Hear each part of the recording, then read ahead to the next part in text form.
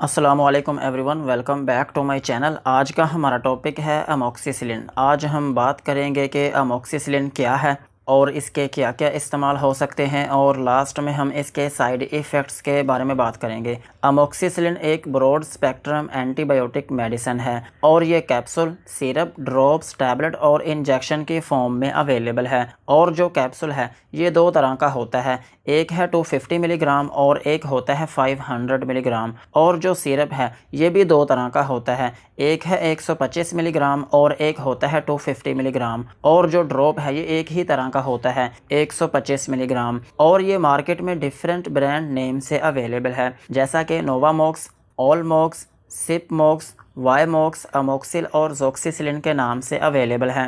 ये था अमोक्सिसिलिन का इंट्रोडक्शन। अब हम इसके यूजेस के बारे में बात करते हैं कि वो कौन सी ऐसी कंडीशंस हैं जिनमें आप अमोक्सिसिलिन का यूज़ कर सकते हैं। अमोक्सिसिलिन को आप एब्सेस में यूज़ कर सकते हैं। एब्सेस मीन कि अगर आपकी स्किन के ऊपर कोई फोड़ा है या फिर आपकी स्किन के ऊपर कोई फिंसी है तो फिर इस कंडीशन में आप अमोक्सिसिलिन का यूज़ कर सकते हैं। और अमोक्सिसिलिन को आप ब्रोंकाइटिस में भी यूज़ कर सकते हैं। ब्रोंकाइटिस ये एक ऐसी कंडीशन है जिसमें आपके फेफड़ों के अंदर जो नालियां होती हैं उनमें इन्फेक्शन हो जाती है, जिसकी वजह से उनमें स्वेलिंग आने लगती है और फिर इसकी वजह से आपको खांसी आने लगती है और इसके साथ साथ आपको सांस की प्रॉब्लम होने लगती है। सो अगर किसी शख्स को ब्रोंकाइटिस है तो फिर आप अमोक्सिसिलिन का यूज़ कर सकते हैं। और अमोक्सिसिलिन को आप सेलुलाइटिस में भी यूज़ कर सकते हैं। सेलुलाइटिस ये एक ऐसी कंडीशन है जिसमें आपकी बॉडी के अंदर जो कनेक्टिव टिश्यूज़ होते हैं उनमें इन्फेक्शन हो जाती है, जिसकी वजह से उनमें स्वेलिंग आने लगती है। इस कंडीशन में भी आप अमोक्सिसिलिन का यूज़ कर सकते हैं। और अमोक्सिसिलिन को आप सिस्टाइटिस में भी यूज़ कर सकते हैं। सिस्टाइटिस ये एक ऐसी कंडीशन है जिसमें आपकी बॉडी के अंदर जो ब्लैडर है उसमें इन्फेक्शन हो जाती है, जिसकी वजह से आपको पेशाब रोकना मुश्किल हो जाता है। इस कंडीशन में भी आप अमोक्सिसिलिन का यूज कर सकते हैं। और अमोक्सिसिलिन को आप डेंटल एब्सेस में भी यूज कर सकते हैं। डेंटल एब्सेस मीन कि अगर आपके दांतों में इन्फेक्शन है या फिर आपके दांतों में रेशा है या फिर आपके मसूड़ों में स्वेलिंग है या फिर आपके मसूड़े दुखते हैं तो फिर इस कंडीशन में भी आप अमोक्सिसिलिन का यूज कर सकते हैं। और अमोक्सिसिलिन को आप गोनोरिया में भी यूज कर सकते हैं। गोनोरिया ये एक सेक्सुअली ट्रांसमिटेड डिजीज है, इसमें भी आप अमोक्सिसिलिन का यूज कर सकते हैं। और सेम इसी तरह आप इसको साइफिलिस में भी यूज कर सकते हैं। साइफिलिस ये भी एक सेक्सुअली ट्रांसमिटेड डिजीज है और अगर ये डिजीज आपकी बॉडी में होती हैं तो फिर इनकी वजह से आपको बार बार पेशाब आना शुरू हो सकता है और आपके पेशाब में से स्मेल आना शुरू हो सकती है। और अगर ये इन्फेक्शन आपकी बॉडी में ज्यादा देर तक रहती है तो फिर इसकी वजह से आपको पीनस डिस्चार्ज भी हो सकता है। इस कंडीशन में भी आप अमोक्सिसिलिन का यूज कर सकते हैं। और अमोक्सिसिलिन को आप पेप्टिक अल्सर में भी यूज कर सकते हैं। अगर आपके मैदे में अल्सर है या फिर आपके मैदे में जख्म है तो फिर भी आप अमोक्सिसिलिन का यूज कर सकते हैं। और अमोक्सिसिलिन को आप गायनेकोलॉजिकल इन्फेक्शंस में भी यूज कर सकते हैं। गायनेकोलॉजिकल इन्फेक्शन ये एक ऐसी कंडीशन है जो खवातीन में होती है और अगर ये उनकी बॉडी में होती है तो फिर इसकी वजह से उनमें वेजाइनल डिस्चार्ज हो सकता है या फिर उसमें इचिंग हो सकती है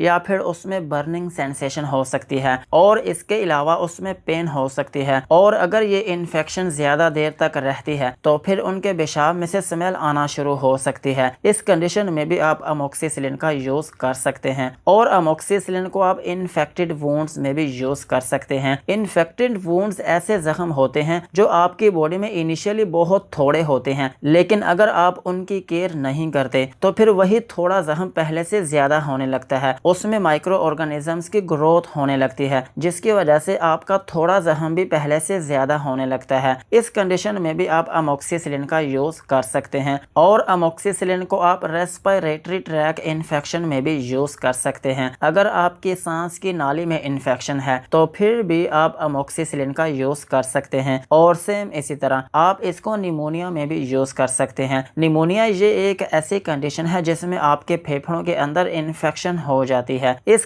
कंडीशन में भी आप अमोक्सिसिलिन का यूज़ कर सकते हैं। और अमोक्सिसिलिन को आप सोर थ्रोट में भी यूज़ कर सकते हैं। अगर आपका गला दुखता है या फिर आपके गले में इन्फेक्शन है या फिर आपको टॉन्सिलाइटिस है, आपके गले में जो टॉन्सिल्स हैं अगर उनमें इन्फेक्शन है या फिर उनमें स्वेलिंग है, तो फिर भी आप अमोक्सिसिलिन का यूज़ कर सकते हैं। और सेम इसी तरह आप इसको कफ एंड कोल्ड में भी यूज़ कर सकते हैं। अगर आपको खांसी आ रही है या फिर आपको ज़ुकाम है, तो फिर इन दोनों कंडीशंस में आप अमोक्सिसिलिन का यूज़ कर सकते हैं। और अमोक्सिसिलिन को आप ओटाइटिस मीडिया में भी यूज़ कर सकते हैं। अगर आपके कान में इन्फेक्शन है या फिर आपके कान में कोई फोड़ा है या फिर आपके कान में कोई फिंसी है या फिर आपके कान में कोई जख्म है, तो फिर इन कंडीशंस में भी आप अमोक्सिसिलिन का यूज़ कर सकते हैं। और अमोक्सिसिलिन को आप मेनिंजाइटिस में भी यूज़ कर सकते हैं। मेनिंजाइटिस मीन कि अगर आपको गर्दन तोड़ बुखार है तो फिर भी आप अमोक्सिसिलिन का यूज़ कर सकते हैं। और सेम इसी तरह आप इसको टाइफाइड फीवर में भी यूज़ कर सकते हैं। और अमोक्सिसिलिन का एक अहम यूज़ ये भी है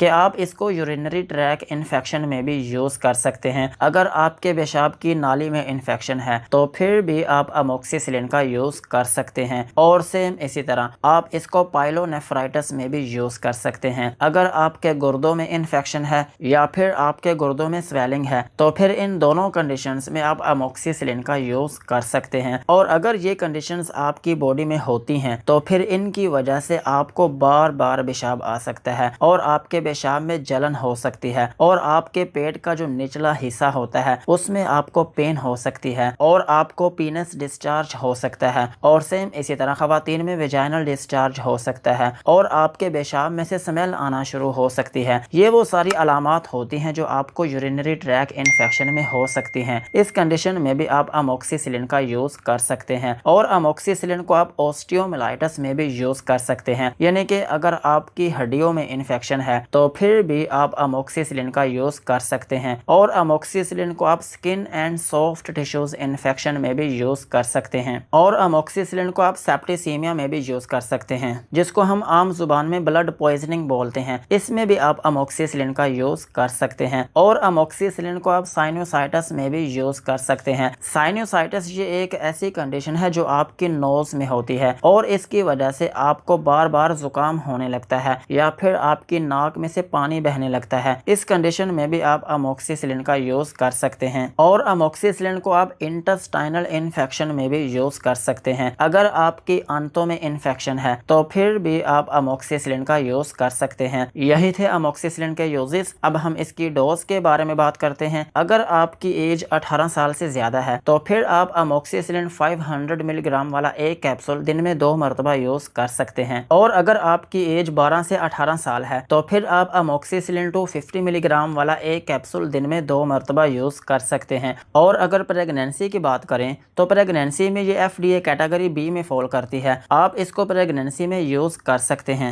अब हम इसके साइड इफ़ेक्ट्स के बारे में बात करते हैं। अगर आप अमोक्सिसिलिन का यूज़ करते हैं तो फिर आपको हाइपर सेंसिटिविटी रिएक्शन हो सकता है, यानी कि आपकी स्किन के ऊपर एलर्जी या फिर रशेस बनना शुरू हो सकते हैं और आपको नोजिया या फिर वोमिटिंग हो सकती है, यानी कि आपको उल्टी या फिर मतली आना शुरू हो सकती है। और अगर आप इसकी ओवरडोज लेते हैं तो फिर आपको डायरिया हो सकता है या फिर आपके पेट में दर्द हो सकती है। और अगर आप इसको लंबे अरसे तक यूज़ करते हैं तो फिर आपका मुंह खुश्क हो सकता है और आपको कॉन्स्टिपेशन हो सकती है या फिर आपके सर में दर्द हो सकती है। यही थे अमोक्सिसिलिन के uses, doses and side effects. आज की वीडियो को यहीं पर ख़त्म करते हैं। वीडियो अच्छी लगी हो तो चैनल को सब्सक्राइब करें एंड बेल आइकन को प्रेस करें।